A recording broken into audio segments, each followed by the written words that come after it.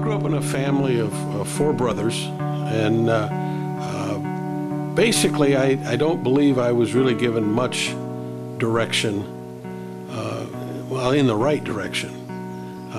They drugged me off to church, but I got nothing from it. No one taught me how to pray.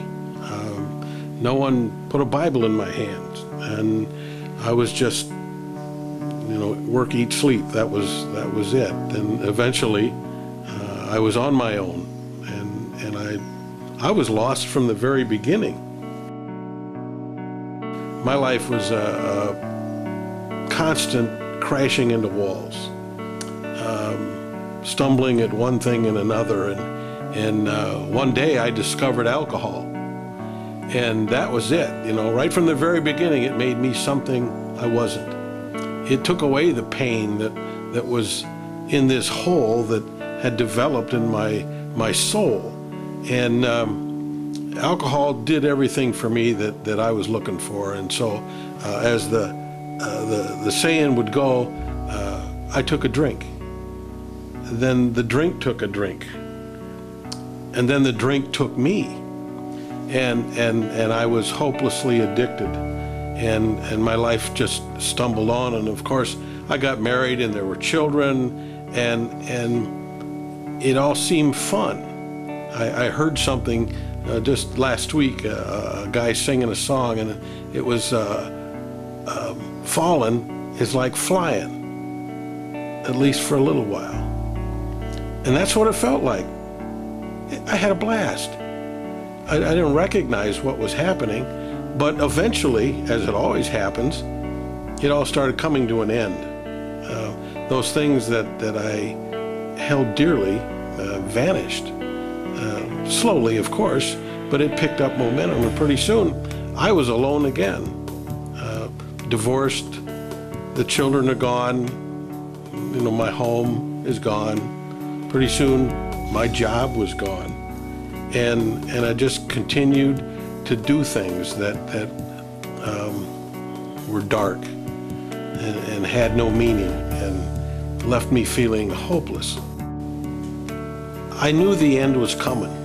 I didn't know how or by what, but I'd have car accidents, and I was going to die by the way I was living.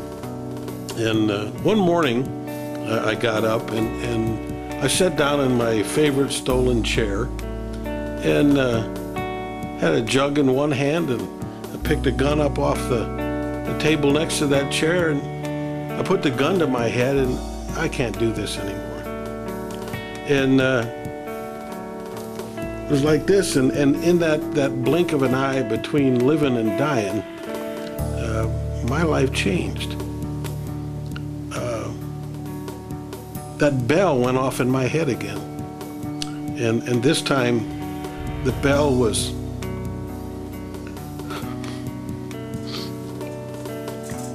it had some substance to it. I would use the word anger, but that's not what it was. It told me, get out of the chair, put the gun down, walk out that door, and don't you come back here. And whatever it was, I knew that it meant business. So I did just that. And immediately things began to happen in my life. I got on my knees, and it was, is anybody there? Is anybody listening? And nothing happened. But I did it again the next night and the next night, and time passed, and I continued to do that. And I watched for little things. I watched for signs, something to happen. And I got up one morning, and I decided, I really need a job. I need to go do something, but I don't know what I want to do. And I just got in my car and I drove to town. And I had no goal in mind or no place in mind, and I seen a sign off in the corner of my eye. I'll go there. And I went into this place, and it was a car dealer, and they had a body shop, and I had some skills in that area. And he said, okay, you have a drinking or drug problem? I said, yeah. He says, okay, you can start Monday. Wow, wasn't that neat? And so I started to work there, and still looking for the miracle, you know. And all of a sudden, it dawned on me one day, hey, I'm the miracle. I'm not drinking anymore. And so life just exploded for me. Everything I did somehow worked out to something positive, a stepping stone to something better.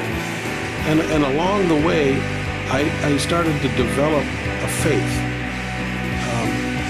Today, that faith is like a small child with a complete, firm understanding that I'm not going to be dropped. I'll stub my toe along the way, I'll bruise my knees, and I understand that. But fundamentally, I'm going to be okay. And I have been almost 31 years now, and I have yet to come across something to make me question that fundamental belief that God has a hold on my life.